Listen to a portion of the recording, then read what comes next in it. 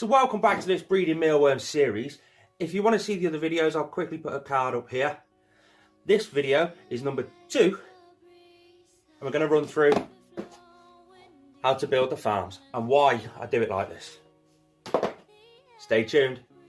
So guys, these are my farms. As you can see, I've got 5 separate tubs. I've actually got more, but I'm only using 5 for this video. And that's it.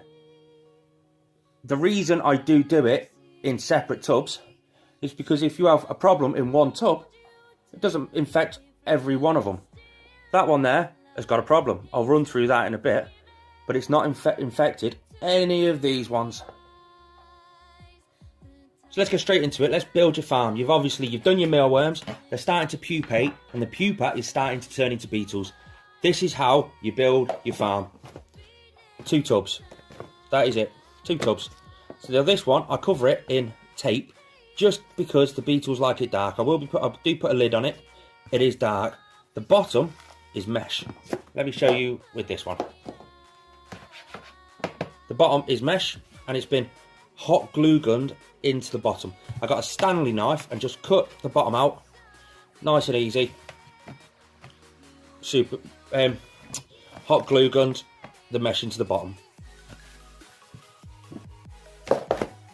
So to build my farm, the bottom tub, obviously 2 tubs, bottom on, you leave the bottom in, whack some oats in the bottom, only a bit. The second tub, cover the outside with grey tape, or just blacken it off, colour it in with a Sharpie, put some holes along it. That's the one with the mesh in the bottom, place that over the top, pour some oats in the bottom, put some beetles in with a few little places to hide. They do like the darker spaces. Obviously more oats in there as well. Drop that on the top. So now what's going to happen is 2 weeks after the beetles do metamorphose out of the pupae stage into beetles, and you've put them in here, that's when about they start going sexually mature. When they're jet black like this, that's about sexually mature. They'll do all the dirty, they'll do the dance with no pants, they'll lay all their eggs in the substrate. Sometimes the substrate, the eggs do go straight through the mesh into the bottom, and they get caught in the bottom. Sometimes the eggs hatch in the substrate, and then the mealworms creep down and go through the holes in the bottom. They all get collected in this one here. Now this is all their frass as well. You can see all the frass there. That is where the babies get collected. Once you start seeing some movement in here, that means there's quite a few babies in here. Give it a few more days, then get this out, tip it straight into a bigger tub. Me, I have that big one at the back.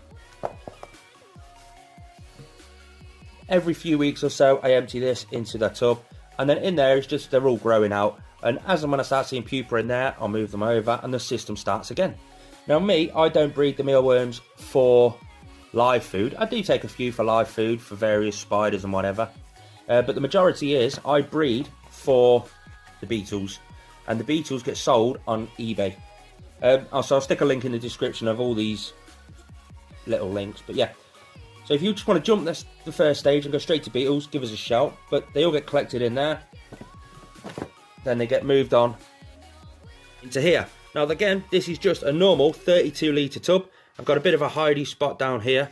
I just put a piece of paper over there to cover them up so they can have a hiding area. I leave the lid off this so they have plenty of ventilation. And again, I feed banana skins. This is where all the babies go.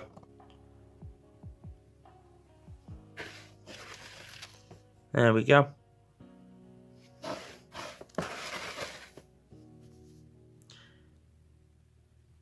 As you can see, babies of all different sizes kicking around in there right now. Again, just a couple inches of oats. Give them plenty of space, a little hiding area. Room temperature does it perfect. So guys, that was part 2 of our 5-part series. If you did miss part 1, I'll put the link just here. Click on that, go back and have a look, and then you can watch all the subsequent ones as and when. This is part 2. Part 3 will be all about the beetles. Thanks for watching. If you are enjoying it, please subscribe.